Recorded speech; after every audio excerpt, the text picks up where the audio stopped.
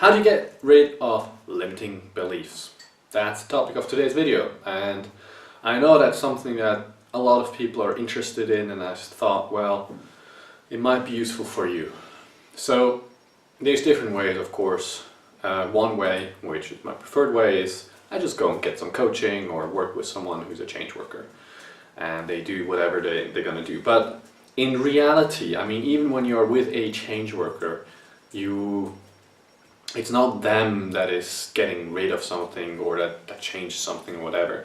They just facilitating really a process within you. So it's really still you that creates the change in the end. And so if you don't want to go to a change worker or something like that, you can of course look at some ways that you can do something by yourself. And for that, I'd like to just give you a little bit of background and education around limiting beliefs that will help you to clear some of the things that you feel stuck with. So let's take a closer look at limiting beliefs and what they are. Well, beliefs are thoughts in the end. That's all that they are. They are thoughts or statements like I am useless, I am whatever it is that they have, and they have a certain implication that you can or can't do something. Usually you can't do something, or like you can't change in a certain way.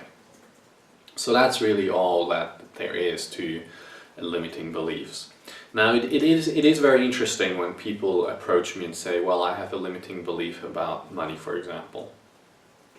Because, and they say, well, you know, it's like I have a limiting belief like money is bad or something like that. So if you know that you have a limiting belief, and you know the belief, and you truly know it's just a belief, it can't be limiting anymore.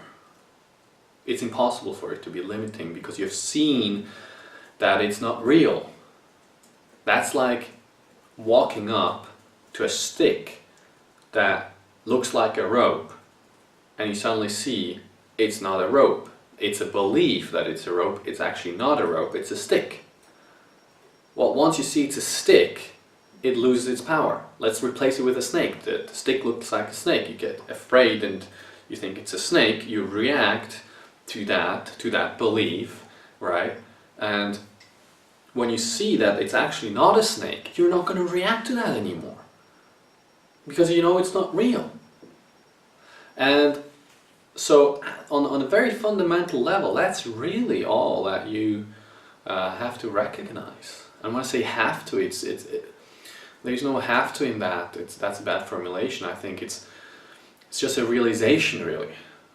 It's a realization that what you have been believing is a belief and not reality. It's not who you are. It's not saying anything about you. It's a belief. And so the best way to do that is to kind of focus your intention inward and just see the mind that it's working and see how it's coming up with something. And then just staying with that and looking at that and realizing, well, it's a thought.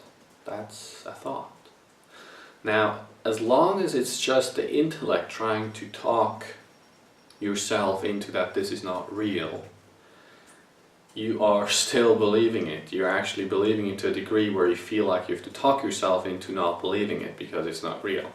And that's not what I'm saying. What I'm saying is that you have to see it for yourself. You have to have an insight that this is not real. And so the best way that you can go about that is to just create the environment so that you can just observe the things, and you can step back and just see them passing through and not try to achieve anything. Because when you're trying to achieve something with trying to talk yourself into this, it's not going to work. It's just going to stick it more. It's going to solidify more.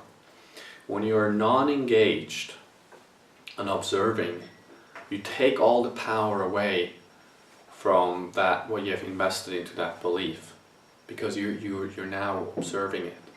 It's, how do you say that? You know, you take a balloon and you blow it up.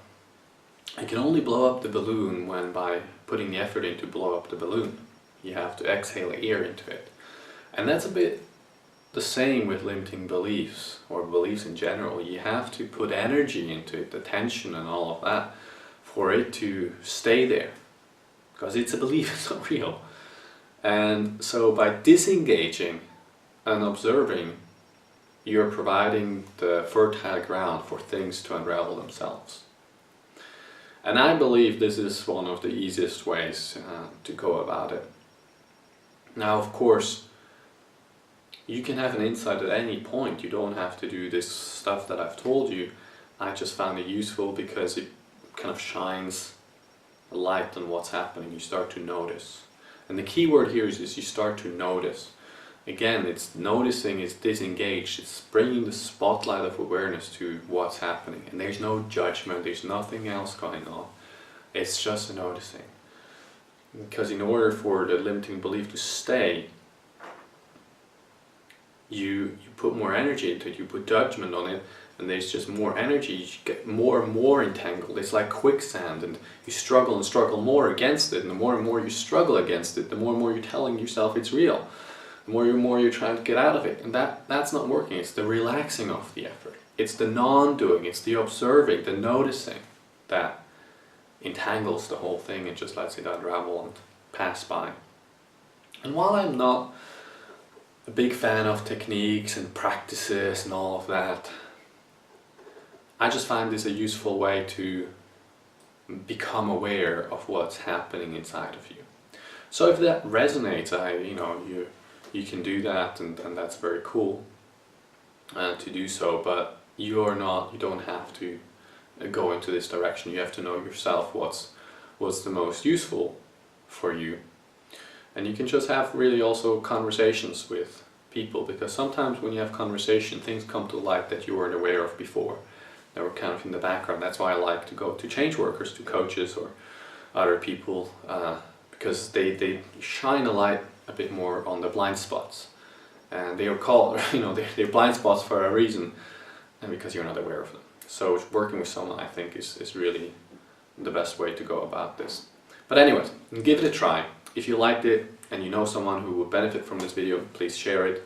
Otherwise you can like it downstairs and you can subscribe to it. Thank you and take care. See you in the next video.